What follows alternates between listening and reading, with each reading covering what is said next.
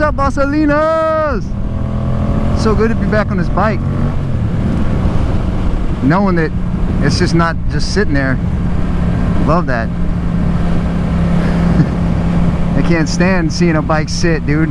I just know every day is another day closer to it not wanting to run anymore. Bikes don't like sitting. I was thinking about it today, man. There almost was no Angry D. Well, I take that back. There's always an Angry D. But there almost was no like Angry D channel. I almost didn't even ride motorcycles, man. I like when I was a kid, I was into bass, man. I was all about bumping and having some 12s or some 15s or some 10s and shit. I like having bass, you know. I like my cars bumping. I like the vibration, you know. It just, I don't know, I love it. The obnoxiousness of it is just awesome, right? So I didn't see the point of a motorcycle. Like, why would you get a motorcycle? You can't put a system on a motorcycle. It just doesn't make any sense. And so that's how I always saw it. So the thought never even really crossed my mind to get a bike. I'd always ridden, like, I'd ridden in dirt, 3-wheelers, 4-wheelers, dirt bikes. I had a go-kart when I was a kid, learned how to drift on that thing. Having that go-kart taught me how to drive, I swear to God, dude. It taught me what to do in a panic situation. I can control a car because of that stupid little go-kart that I had. I spent my days just drifting on it. You know, I used to work for bands. I was a lighting guy. I worked for Seether for a while. I don't know if you know who Seether is. But the way I got the job was, oh, that's where that truck burned. The way I got the job was, my roommate was working for him. And the way he got the job was, he met a guy when we both worked at House of Blues.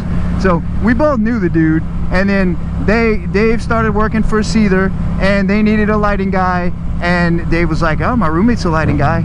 Dude, seriously, bro? Oh my goodness. Now I got another one. So they're like, all right, so they hired me, and I went out there. But that's not what this story's about. While we were out there, they had this little like pit bike. It was like a little, it wasn't a pit bike, it was a little mini crotch rocket little bike. And it was fun as hell, man. We just take it around the parking lot and stuff. And Dave wrecked bad on that thing too, bro. Woo!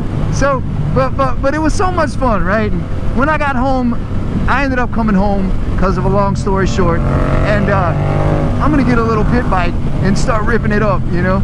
And I did. I found one on Craigslist for like 175 bucks. And it didn't start. It was a PW50. It didn't start. It needed reeds. Once I put reeds in it, that thing ran like a top. But it had a damaged cylinder head, and I put a new head on it. I put forks on it. I put a new seat on it. I put tires on it. But that thing was rolling, bro. I called it Rocket. That's what it was. I sprayed it black. I made this piece of shit stand for it because it didn't have a kickstand. But so my roommate Dave, he went ahead and bought a little pit bike too, and we just started ripping up the neighborhood. There's trails in the back of the neighborhood. We were tearing it up. It was so much fun, dude. Get suited and go out there and freaking rip it up. Woo! Racing each other and jumping these little hills and stuff. It was so much fun, bro. Dave was like, I'm getting a big bike, dude. And I was like, I don't know, dude. That's dangerous, you know? And he's like, nah, dude, I'm gonna get one. I'm ready for it. He went back out with Seether. While he was out there, he's talking to Dale about it. Dale's their bass player. And he's like, yeah, I'm selling a bike, dude. Gixxer 1000. Dave's like, all right. Buys it from him for a pretty good deal. I mean, I think he only paid $5 or $6 grand for this thing. And that was in probably 08. That bike was probably in 04, 06. I don't know. I don't remember. I just remember it was black and had everything, every part you could put on that thing was on it. Because it was a Rockstar's bike, so it was done up, bro. It was tuned and all, right? Dave's first bike, a tuned Gixxer 1000. Owned by a Rockstar. So he gets it, and he tries to get me to ride it. I go out there, I get on it, I start it. I'm about to take off on it, and I'm like, you know what, dude? I don't know how to steer this thing. I don't have a helmet on. Nah, man, I'm good. I leaned it back over. I was like, nah, I'm good. And he's like, yeah, you're right, it is pretty scary. So he ends up getting rid of it. He trades it to a very happy guy for a CBR F4. It was the last year of the F4. red and gray with the like the wing design on the fairings. Sick ass bike, I loved it. He was like, dude, you gotta ride it, and I was like, nah. He's like, dude, ride it. So I go take it for a ride, and he takes a picture of me when I come back from that ride. I got this big smile on my face, and I think I still have that picture too. I'll bust that out. And I was like, I'm getting a bike. And he's like, I knew you were gonna say that. So I call up my mom first thing, right? And I'm like, listen, I'm getting a motorcycle, right? And I was like late 20s, maybe early 30s. I might have been mid 30s. I was like mid 30s.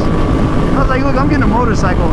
And she was like, oh man, she's like, I can't stop you, just know I'm never gonna sleep again, you know. And I was like, yeah, I gotta do this, Mom. You don't understand, Mom, I gotta do this. So I was looking at bikes and trying to decide what kind of bike I was gonna get, and I didn't know nothing about cruisers or sport bikes or nothing. I was a baby, I didn't know anything. But I remembered that my stepdad had bought a bike a few years before. And I was like, whatever happened to that bike that he bought? What kind of bike was that? And she's like, well, it's a Yamaha. It's sitting in his shed right now. He rode it about 1,100 miles and doesn't like it. And I was like, what? And she's like, yeah, and it had been sitting for 4 years. And I was like, ooh, ask him if he'll sell it to me.